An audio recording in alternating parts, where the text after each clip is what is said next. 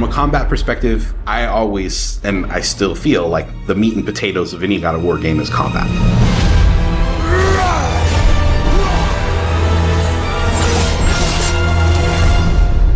Hi, I'm Sabra, and I'm a senior VFX artist on God of War Ragnarok. My name is Grace Pan, and I'm a gameplay animator in God of War Ragnarok. Hi, I'm Stephen O'Hara, GBA, combat designer on God of War. And I create interesting and memorable creatures that players like to attack and defend against. As an animator, you gave life to characters. You make them move, you give them personalities, you give them weight.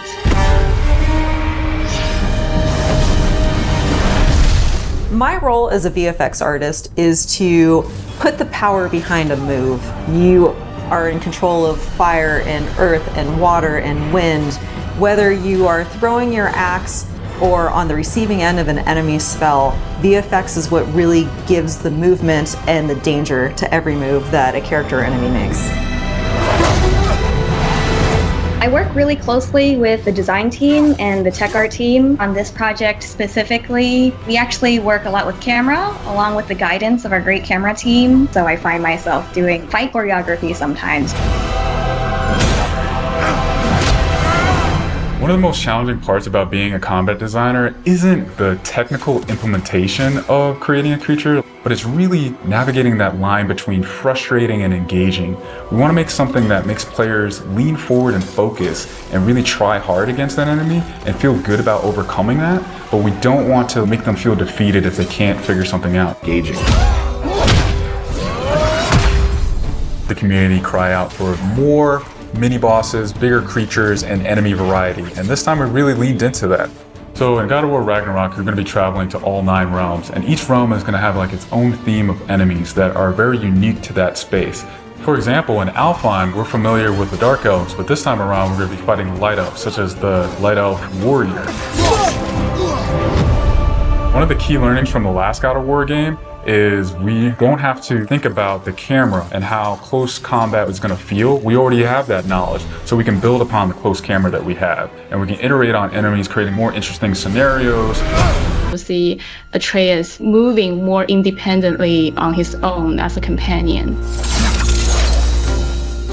In regards to VFX for Kratos, I think what the players really love is the powerfulness of it.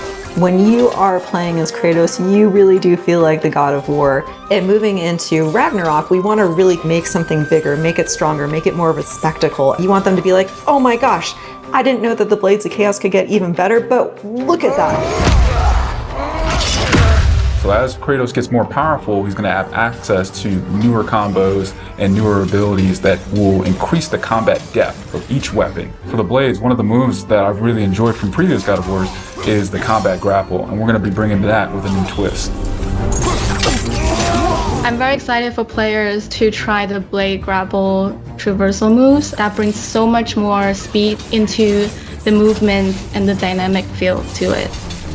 One of the ways we've expanded Kratos combat this time around is we've given more utility and choice to his shield loadout. If you are a parry person, you could really go for a shield that gears towards parrying. If you're a big blocker, then you could choose a shield that will really match your playstyle. One new mechanic or element that I'm really excited about is these combo finishers. Building up the stun meter this time around is going to lead to different ways to basically decapitate the enemy.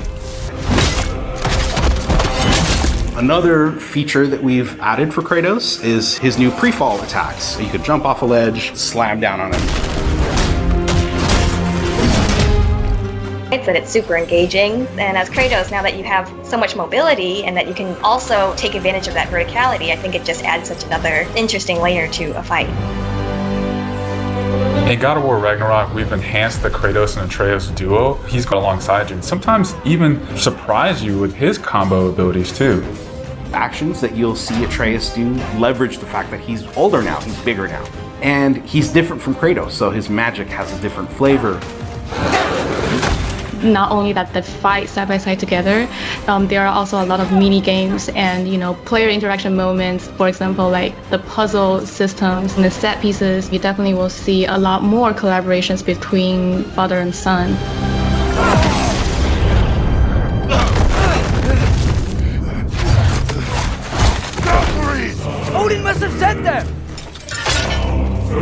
so much that goes into building a big set piece. You basically iterate and iterate and iterate, and it takes testing and just seeing what works to really figure out the personality of something. Basically, every department gives it their all to make things really spectacular. There were a lot of different times that I would look back at God of War games just through the ages before 2018. There were so many amazing, huge boss fights and set pieces that it was a huge inspiration for me on my time on this project. For the old father!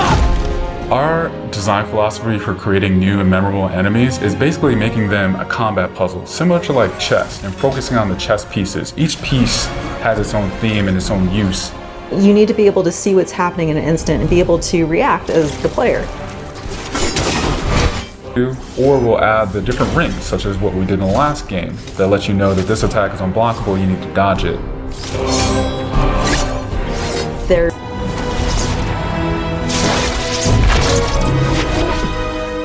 Everything you design has to be surrounding the essence of the character and a story. It's what makes it believable and memorable in the first place. I think what I'm most excited about is for players to experience the diversity of enemies that this game has to offer. You will be fighting everything from small little creatures to things that will take up the entire screen.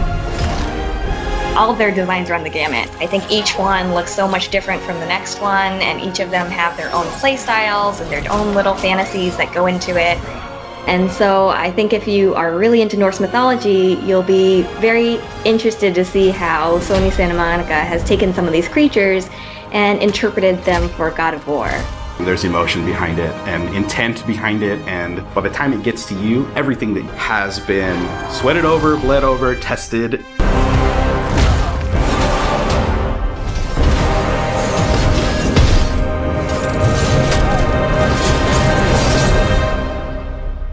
I know you. God Killer. What is it you want from me? Is it a god of war you came to find? You don't really want war, do you, Kratos? All that blood on your hands? On your son's hands? What is it you will not tell me? I can't talk about it, but I just need you to trust me. We follow your every whim. But you don't believe in any of it. And still I follow. Because all that matters is that you are safe. But that's not all that matters. Who's keeping you safe? I do not need you to protect me. You sure about that? Pretender god! For the old father! Death can have me when it earns me.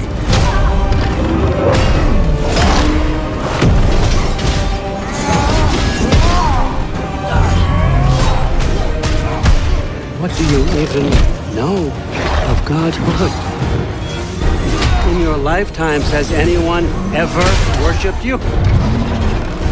Ever prayed to you? Can you even imagine that kind of love? No! You don't care about anything beyond yourself. Beyond the monster who kills without cause.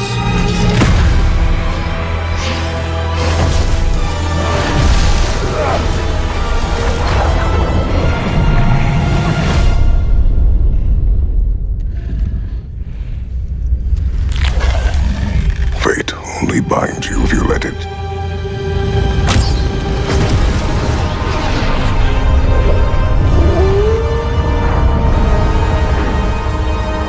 Do what is necessary. Not because it is written.